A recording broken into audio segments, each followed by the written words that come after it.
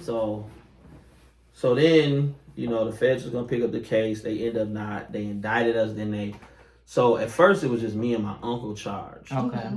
But then when they indicted us, they charged everybody else. Okay. So now it's, we got 750 bells, $500,000, million, and they're like, and then we just bailed everybody out. Yeah. So everybody bailed out still. So, it was taxing financially, right? And the only reason I think, like a blessing that we had property. So I had bought my mom and grandma in the house that we had. We had just got a property. So we had some higher end real estate. That we were able to use for collateral. And then we were able. It was easier to bail out then with cash than it is now. They got some new rules, so it makes it a little harder. They want your property and your name signature. They want if your name doesn't hold weight, they really don't. Right. So then it was easier. We had some properties, like we got the properties, and then whatever the whatever the cash was, we was able to use cash. Now they had changed the rules recently where it's a little more harder to bail out with the bigger bails. So that was a blessing that we had. We had like a couple $1 million in properties. So we had some properties. So out of that experience, you went to prison, and then what happened when you was in prison? What happened in prison as far as the businesses? So how much time did you do? They gave me 7 and some change. I ended up doing like 5 years. Okay. Yeah. And so while you was in prison, did you get the how did the businesses run? What businesses did you leave behind that took care of you while you were locked up? So the only thing that really was able to keep going really realistically was Digital City. Okay. Digital City was able. It was rough, but it was able to keep going. Okay. Because at one point, all the people that was running it was incarcerated. Right. Right. So, but my mom, she had another business over in Minneapolis. She had the Corner Spot. Right. Too. So we had closed she had closed the Candy Palace. She had just had the Corner Spot. So then she ended up closing the Corner Spot and coming down here to help run this. Oh, that was nice. Yep. Yes. So so mom is the one who held you down. Yes. Yep. So she came and helped. She came and helped hold it down. So so her, just her, some homies, the family. You know what I'm saying. So they held it down while I was incarcerated. I know by you being incarcerated, I know you like every day you was thinking, am I gonna still have this business when I get home? Because it can be like, aggravating. Some things might not go the way you wanted to go, and then it was that could give you a heart attack alone trying to keep up the stuff from behind bars. Was your opinion valued and respected? Did you feel that it was still ran the way that I think so in a certain extent, but I think being incarcerated, right? I think we try to control more things than we actually can. Right. So I think we try to dictate, and I don't think people realize that when you're incarcerated, right? Because you're seeing it from that, and life is different outside the walls. Right. So so we don't understand. We so focused on. It sounds so easy with writing it down on your notebook in there and calling out like, do X, Y, Z. Right. But that's not just. It just don't work like that. Because the times were changing. They weren't the same when you left. They were changing rapidly. Right. And you have all the answers from that moment you walked in the door. But when you got out, it was like the vision was so different. As soon as I got locked up, things changed because I got locked up right before the whole market crashed. Right. Okay. So it was booming at the time. It was booming at the time. We get the houses. I get locked up. Stuff is crashing.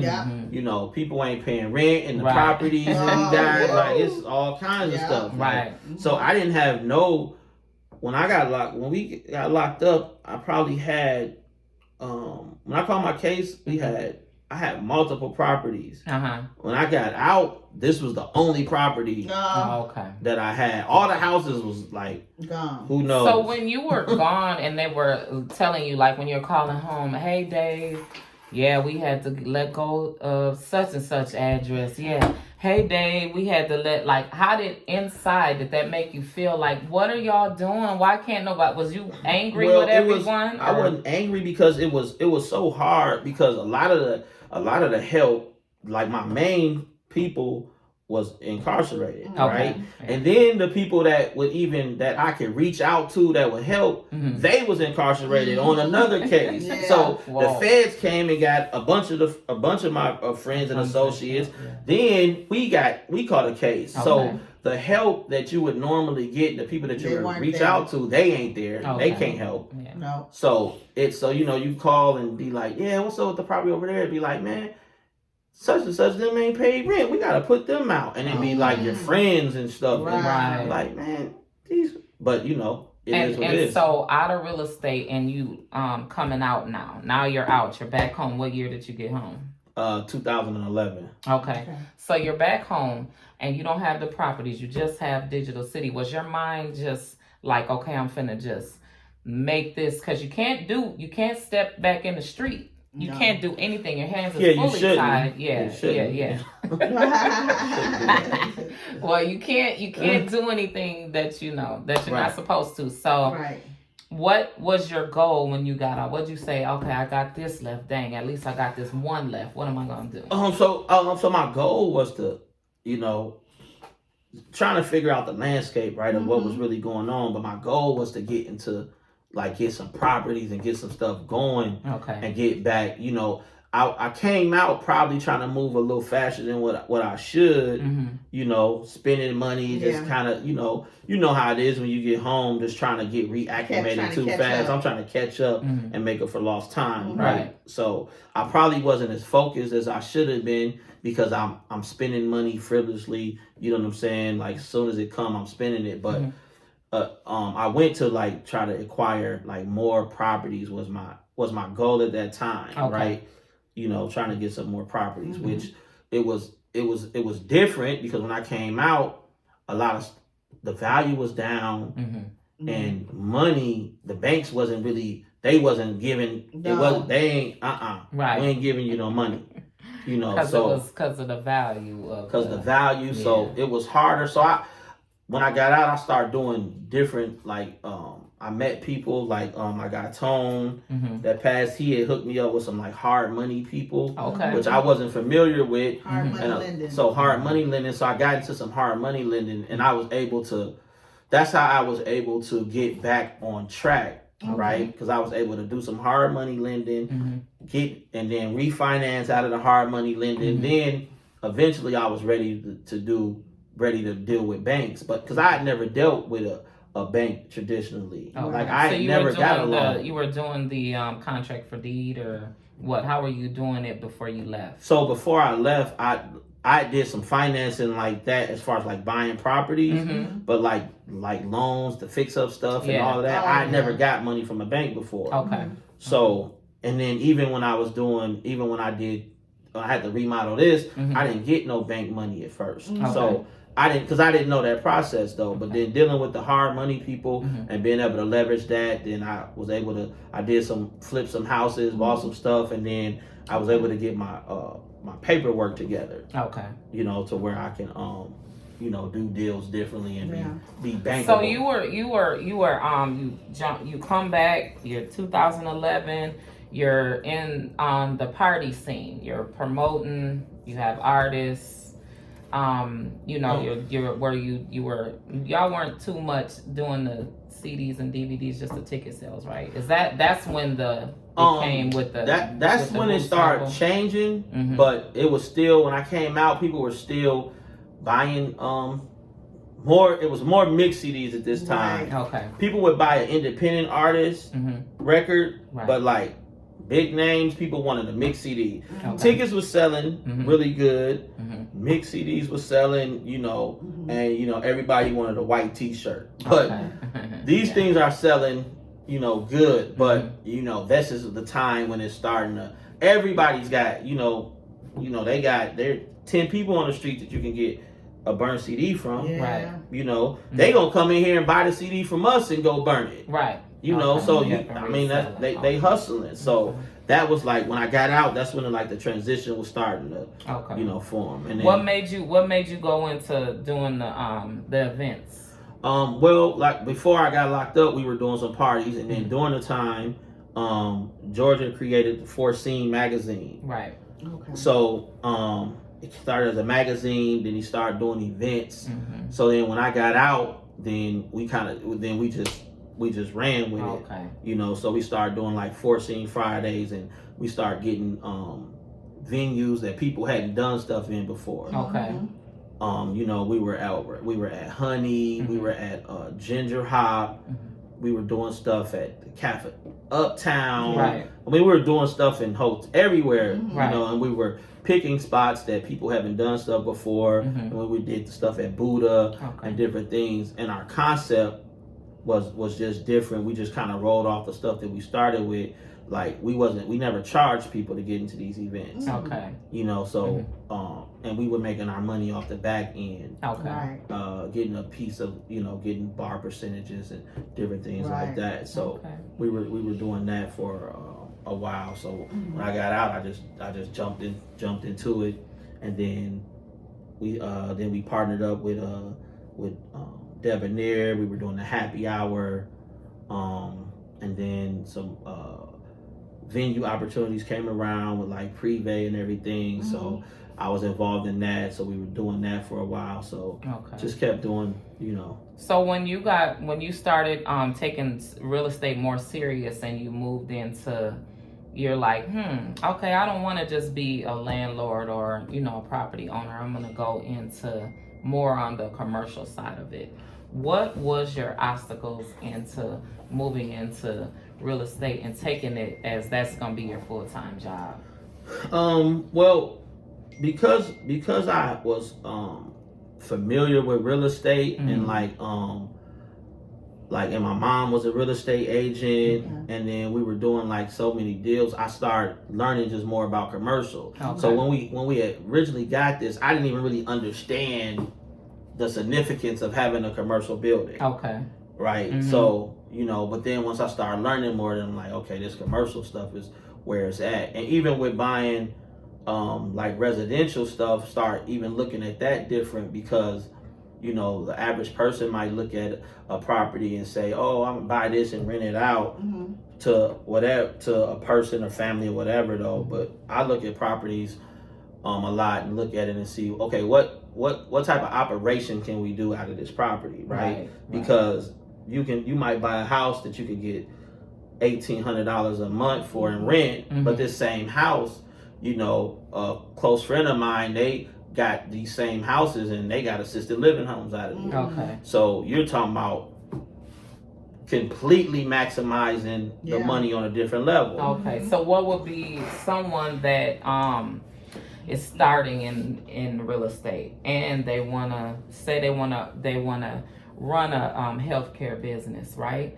And they also wanna own the building, right? And then they wanna, I don't know, maybe have a restaurant there. Would you suggest that they could do that? Like, do you think that is that a route that they could take? Commercial, residential, and I think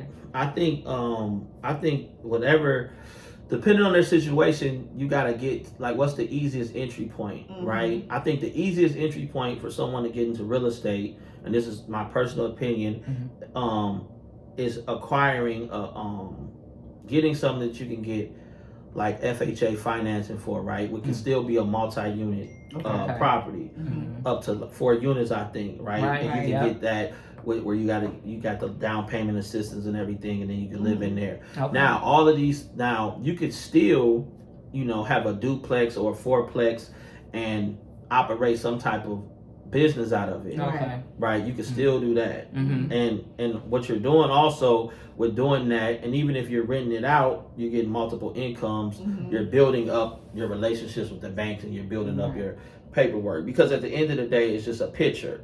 They want to see. It's hard to go to somewhere and say, a traditional bank, and say, give me $500,000 to do this, and then they look at your stuff and it's like, you ain't, like, what are you doing? Right. You know, so I've been learning that the picture gotta look good, and then acquiring assets and properties, because when they look at it, they're gonna say, oh, well, he has a fourplex or a duplex, and these are the leases. This is how much he's making. Right. And I think people overcomplicate things because they say, oh, I mean, if you sit and think about it, they want to see a lease. Right. Yes, definitely. Yes. They Cannot need a operate lease. the business without paperwork. I shouldn't have to say no more. Right. They want to see a lease. At least, Yeah. that's right. That's 3 leases, whatever. You got the property, you should be able to maintain. You should be able to have a lease. Yeah. Get That's a right. lease. Okay.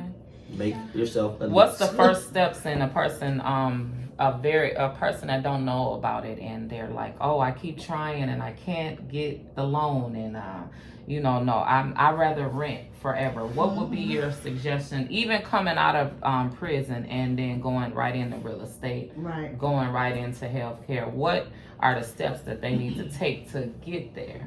Well, okay, so healthcare, right? Because we started the healthcare company maybe 2014, 15. Okay. But we provide that company. It provides like in-home health. We go out, but depending on your background and your stuff that's on your record, it might not be easy for you to get to be the owner of a healthcare company like on paper like that, right? Okay. But it's, you should probably talk to everybody should have a business attorney out the gate, right? A business attorney, a tax accountant, all of this stuff, and help you structure the agreement, right? Because I think people don't understand it's just different ways that you got to structure stuff, and then you can still have that business, right? So, so I have a healthcare company, like licensed general contractor, but it's more importantly on how we structured the businesses and structured the agreements to where DHS will approve you. It can be approved. I can't go in there and be like, I own this, this is mine. Right. But it's structured as a S corp or a corporation that has shareholders and different things. Okay. So you can't. It's no business that. You can't go. You don't know who owns the hospital, Right? No, right? No. You don't know who owns Good that. point. You can go to any clinic and you can say, "Hey, let me talk to the owner. I heard what's the name own this." No, Right. you don't know how many people's getting money off of this. Exactly. Right. It's tons of people. You ain't never met the person that owned McDonald's. No. It's tons of people that's profiting, or it's people that own shares and things of that nature. That's not against the law, No, right? it's not. But that's why I think it's very important that everybody should have a business attorney, right? Okay. To learn how to like write this stuff up. Okay. Yeah. Same thing with tax accountants and things of that nature. So I think that's how you can get into some of these businesses that might have it might be a roadblock from your background. Yeah. If you've been incarcerated and things of that nature, right? It's just all about the structure. And then as far as real estate, I mean, I didn't try to do real estate deals where they didn't came and told me, "Hey, Dave, have you been to Stillwater before?" Oh, wow. I'm doing a commercial deal. Oh. I'm doing a commercial deal. Uh-huh. The lenders call me, and they said, "Hey, you lived in Stillwater before?" He was scared to say, Right. and I'm shook. I'm Right. like, I ain't never lived in Stillwater. Right. Because He you're was not like, thinking I'm like. not, you definitely ain't asking me about prison, right? Right. Because I didn't put that on the application. Right. So I'm like, But that does not How do you- disqualify you, does it? Does it disqualify? Because I know in some states it disqualifies. it disqualified. I had being to. a real estate agent or whatever. It disqualified, and I'm purchasing a thing. Yeah. So I had to, in turn, because I'm like, what? Then it's like, well, let me ask you a different way. Have you did some? I'm like, oh, yeah. Yeah. Yeah, that's me. Okay. But so I had to restructure the deal, right? Okay. Because they didn't want to do it because I had a felony, Oh, and I didn't even know that existed. right. I still got the deal done, but I just had to change it. So it's just ways you gotta just Go around it. you gotta go around it. So on your general contractor's license, does it tell you that you can't? Well, that's something. They say stuff, but for even with that, my partner, the missus, it's in her name. Right. our business is still structured. I'm proud of the business, right? But the license is technically not my license. Right. Okay. You know, so everything is a way to get it done. Right. And that's why I say it's all about understanding how to structure these businesses and paperwork. And everybody wants to be the owner of something. It's not about that. You don't have to do that. You know, you can help with the operations. You can do some stuff. Now, what you get compensated for, that's up to y'all. Right. That don't mean that you have to. Oh man, get the paperwork done, operating agreements and different things. But that you should always consult. In my opinion, you should always consult a business attorney. Okay. So moving forward, so what do you have plans for Digital City? So right now, I'm like I have a few different businesses operating out of the space. Okay. I still got a retail space, so I'm just sitting back waiting to do some different things. I want to get back into the ticketing thing, but it's been so much stuff with like COVID and different things. I want to see how everything plays out and see how the venues start operating, because the last concerts come and then you got to be vaccinated. People want their money back. Oh, you ain't tell me.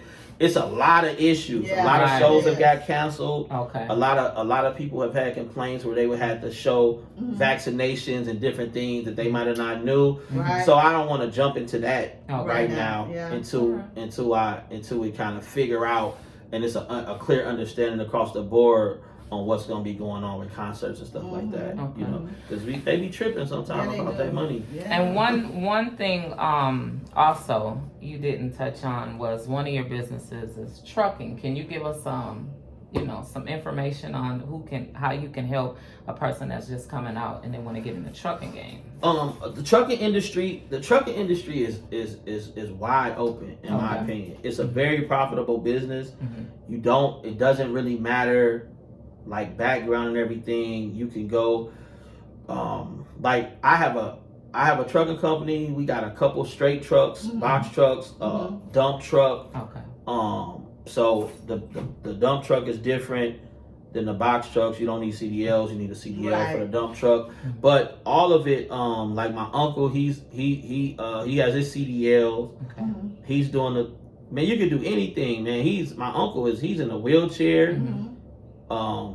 He ain't never had a job ever in his life. One now. But he's an owner operator of a trucking company, and he drives the dump truck himself. So I know there's a lot of jobs and a lot in the trucking industry, right? But in the same token, it's not a lot of drivers that want to work. What is the problem? I don't understand. So I think people gotta just get like realistic, right? Because what you have it's a lot of money to be made in that, right? And I think it's a good entry point for people that's coming out of incarcerated, right?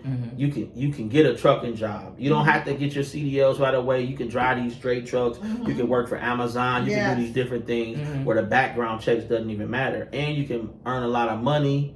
Then you can become an owner operator. It's different things, because everybody don't want to be an owner, right? Which is fine, but a lot of times people get out from being incarcerated and they don't have nothing to do, or they can't figure out what to do, how to get money. So what is the base pay of what's the start, like a person that just can drive real good? Like right now, because some don't need the CDLs, and then a CDL trucker to a non-CDL. So right now and I have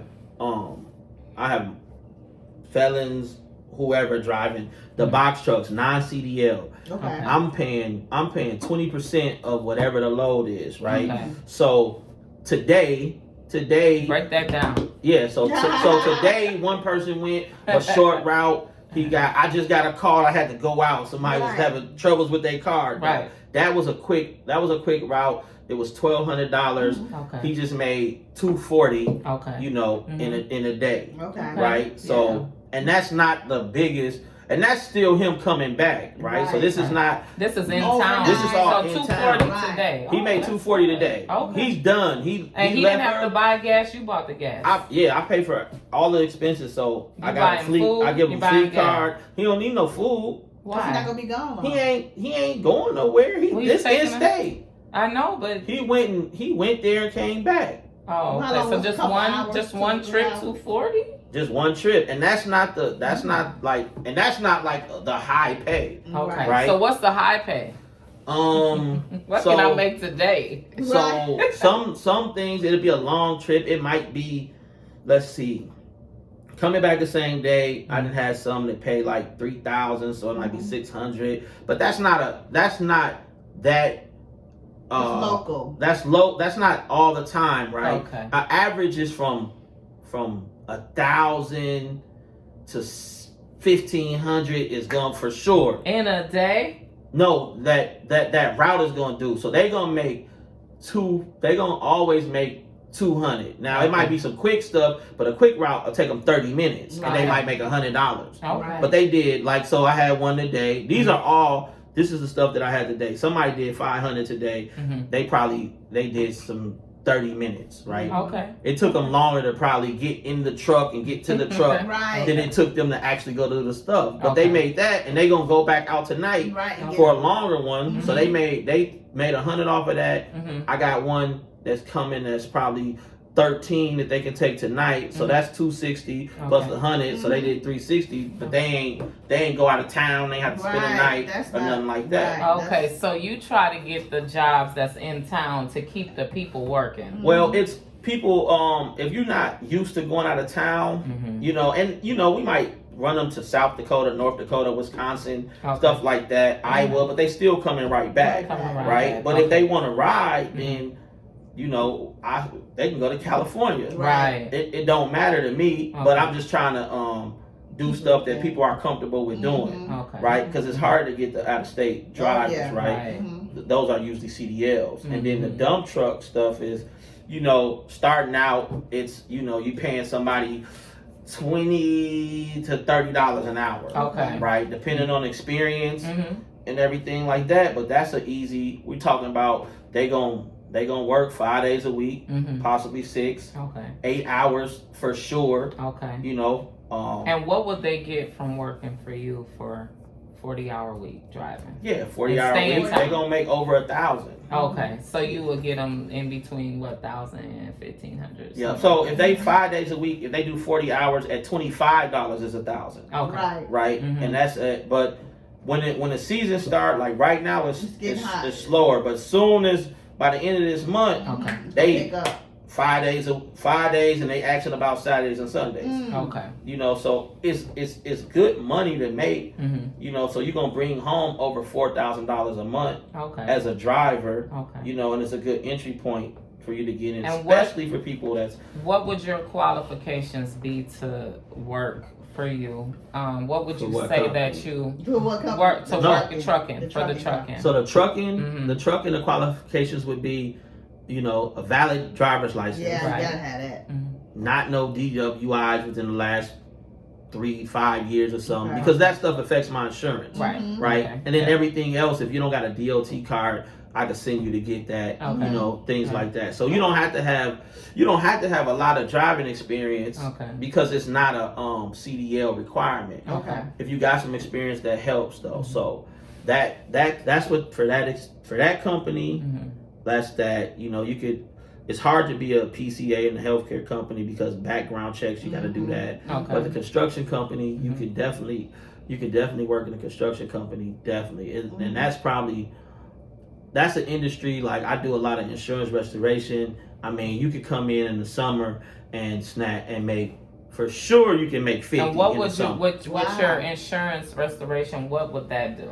So I do storm restoration, right? So in somebody hailstorm Mhm. happens to your house, Okay. I come out, we get the claim handled and get everything taken care of, right? Okay. So a person working for that is like a salesperson or something like that. Okay. They would make probably 10 to 15% of every claim, but a regular claim average is gonna be at least 20,000, Okay. right? So they gonna always make. And in the summer, I got sales guys that you heard some of them talking. They might make 300,000 in the summer. Okay. You know, so the summer is bigger than the winter. Yeah, Okay. because we in Minnesota, Yeah, right? right. Now, Okay. other people might. Some sales guys, they'll go to Florida when they get cold, and they'll go to these different places. But in Minnesota, even if you made 100 from April to right before the snow hits, that's decent money, and that's a sales guy that don't know what they doing. Oh, a good sales guy. Maybe work for you then. A good sales dude is always bringing they making 200 easily. Wow.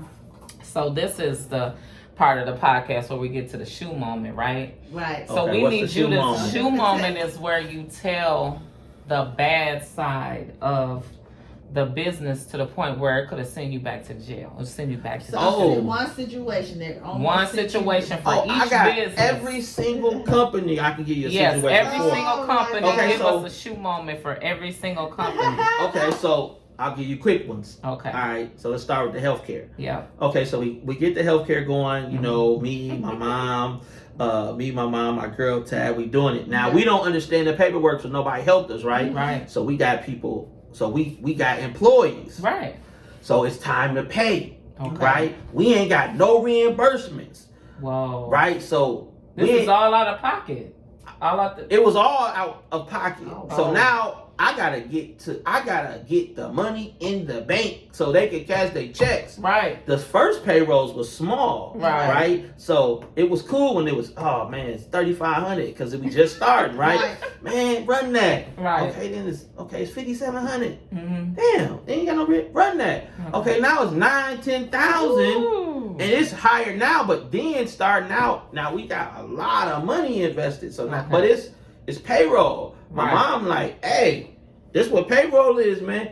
Get that in the bank. Right. Oh, wait. It ain't no get that in the bank. I'm gonna tell them to come a little later, but get that in the bank. Okay. Right. All right, say less. Mm-hmm. So we got to get it in the bank. Everybody catch their check. Now that's that company. Okay. Now some of the other stuff like in construction. Wait. Was the money in the bank though? It got in the bank. They got in there, so you didn't have no disgruntled. It got in there. Has anybody ever had to like come and like snapping on y'all? Where my check? No, people for mistakes though, but not from them not getting paid. Okay. Right? Okay. Everybody got their money, but like a mistake or something, people try to cash their checks at weird places and all that. Okay. You know what I'm saying? Wow. So, but yeah, but it's a hard industry though. Okay. Because people talk crazy. Okay. But like, one thing that I learned that everybody should pay attention to when you in business, you gotta remain in business mode. Yeah. Because people talk to you, and especially if you've been if you from the streets or you've been incarcerated, your mentality to react to things is different, right? Snap. You definitely have to reprogram yourself to do good business because the way people talk to you, especially, everybody's communicating through text message and WhatsApps and all this, the tone seemed crazy, right? Yeah. So I done been in situations, and me and some of my partners where it's like, what?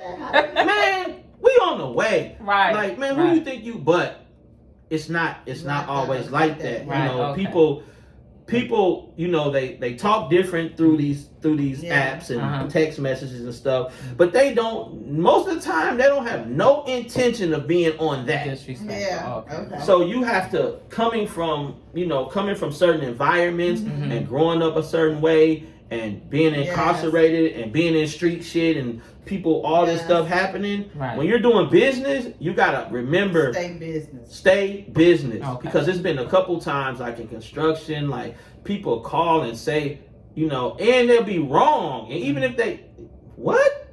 Man.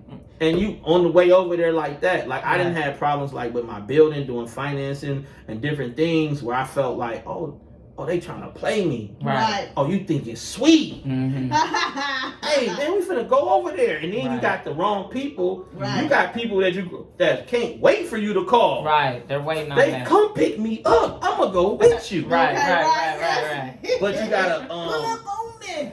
That's one thing that I think everybody should consider. Yeah. And just working, getting into business, just reacclimating yourself to society and then being a productive member of society, you gotta separate that stuff because what people fail to realize, the stuff we went through is not normal. Right? No. Everybody ain't been to prison. No. Right? No. Everybody ain't grow up fighting. No. Everybody ain't been in shootouts. Everybody ain't been getting jumping people. Everybody haven't done that. Right. So everybody doesn't have them intentions when they talk to you. Now they might have a poor way of communicating and talk a little slick, but they not on that. They not on what you want. Right. So you done took it to a place and they looking at you like you're crazy. Right. So that's the biggest thing that I've learned in business. You gotta check yourself. So what is the one thing that happened to where you were like, you thought you were gonna handle it in a street way, but you handled it and you went back to corporate days. Okay, so I had a Broadway I tell days, you, look. I did a He didn't do the Broadway. I did a deal. Broadway. I did a deal. I did a house. I did a hard money deal. Okay. Right. I did a deal. It was time to pay it off. Right. The guy was trying to. The guy didn't. But see, I made the mistake because I was paying some of my payments in cash. Right. Okay. I wasn't documenting stuff. Dude was on some slick stuff, so he tried to do something slick with the money. So when I look at the money, it's time to pay off. The money wasn't right. Okay. Now in my mind at this time, I'm like, oh, he thinks he trying to jack me. Right.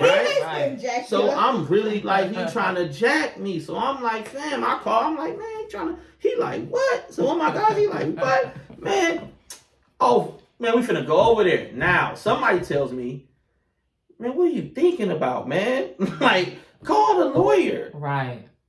Okay. I got a lawyer, right? I got a lawyer. Because He's you're a personal used to friend. doing it all your way. Yeah. Right. Yeah. So, and that was my first, and it got handled, right? Okay. When I called the lawyer, they took care of it and everything. It cost money, but whatever, but it got handled the right way, right? And that was like the biggest, because it was a lot of money at stake. Okay. And I really was convinced myself that he was, like, he thought it was just sweet. So he was trying to con you out your property and he was trying to. I caught it. Somebody told me something. He was really trying to get my property through some janky stuff. Right. So I caught it. Somebody made me aware. I started going through it. Then they came with some crazy shit. Like, this was the numbers. I'm like, that's too high. and I'm looking like, well, I don't see none of these cash payments on here. Right. And I know I ain't signed that.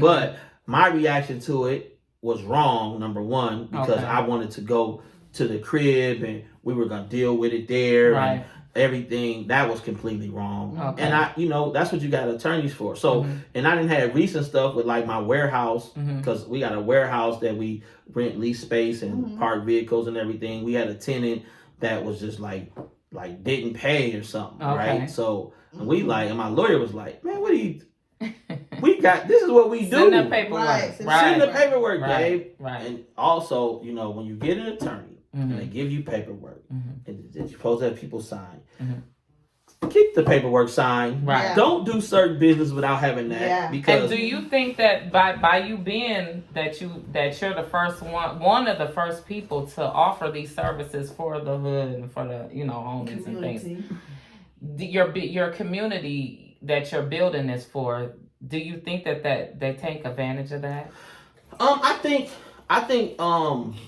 some people like take it. I think some people, right, look at it like, because I show up, we got the warehouse, right? When we go do something and talk about the stuff, I ain't, I'm coming in my hoodie, I'm talking. Yeah. A lot of people that might not, that take it for granted and think, oh man, they don't know how you get this and whatever, so they try to take advantage of you because they don't expect you to have an attorney. Right. They don't expect you just because you talking and being cool, they think you sweet and don't know what you're doing. They think you might have lucked up on this, or this ain't the situation. When all of that is incorrect. And then, and even with dealing with people from the community sometimes and helping people out, I think, people just take advantage of the situation. Okay. I don't, it don't mind me because, I'm here. My main thing is that, like, the reason why I have multiple companies is because I try to provide outlets and opportunities for different people because everybody's not good at everything, right? So I got the healthcare. I got friends and family members that benefit from that healthcare company, right? I got friends and family members that benefit from the construction. I got friends and family members that benefit from the trucking. And so every business is an opportunity for me to give somebody some employment, give some, help somebody become an owner, because any company that I got, I've assisted in other people starting similar companies, right? So people call me about, trucking or whatever. Okay, do XYZ. The underpaid plug. Okay. People want to get into construction. Always giving free game. Hey, this is that. Hey, it's finna end soon. Okay. It's ending soon. Get the freebies now. Everything costs. Yesterday's price. What? Not today's price. For sure. So, but just trying to give people opportunities, like, so, and people, especially people that come, I help I'm willing to help everybody, right? But I do like to help people that are from similar backgrounds and that have been through some of the struggles that, like, I faced, right? That might not, because, you got a person that might come with, a person trying to start a business with, that's got a good background and got a nice, pretty business plan together. It's cool to help them, but it's a lot of people that don't have a business plan and they ain't been to college, they ain't did certain things. They just like, man, I'm trying to do this. I've been selling it out the trunk of my car. Can you help me do this? Man, I want to get a truck, or I want to drive, or I want to be in construction. I know how to paint. Okay, so I'm gonna help you structure your business, register your stuff, show you how to get in without making you feel like you gotta do so much stuff to get to it, because it's not that hard all the time, And that's something that my mom did with a lot of people too. She helped people no matter no matter like where they was in the business, she's gonna help and try to get you, she don't care if you trying to do a restaurant or you trying to sell plates out your kitchen. These are the certain things that's gonna make it successful, Because a lot of places and organizations, if you go to them for help, if you're not so far along in the process, they can't help you. That's because they can't relate to you.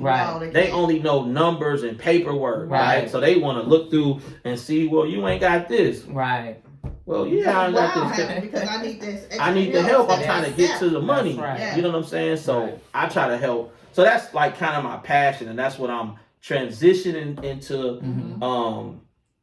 now. I want to be able to just really help do business development and help people like start businesses, get trades, get employment, and different things like that. And especially people from the community that might have backgrounds that people, they might feel like they can't accomplish certain things. So what is the next step for you in the next 5-10 years? What are you doing? I'll be completely removed from all of my businesses as far as like operating, right? And the next 5 years, I want to be more prevalent or more active in business development for people, right? So that's my main focus, right? I want to be able to help people develop their businesses, start their businesses, coach them through different things. That's my main focus. So in the next 5 years, I should be just mainly focusing on that, and I should have all systems built for the other companies to where they're running, without me, being physically there, without me having to leave out the room, Okay, I know that's right. So that's my goal. Thank you for all your information, and I'm quite sure we're gonna put all your information in the handles and down below. So we will let you. All right, everybody go follow Meet the Shoe. YouTube. And follow Dave on Instagram, Facebook. Are you on Twitter? I think so. And Twitter. So we'll have that for y'all. Thank you for tuning in to another episode of Meet the Shoe.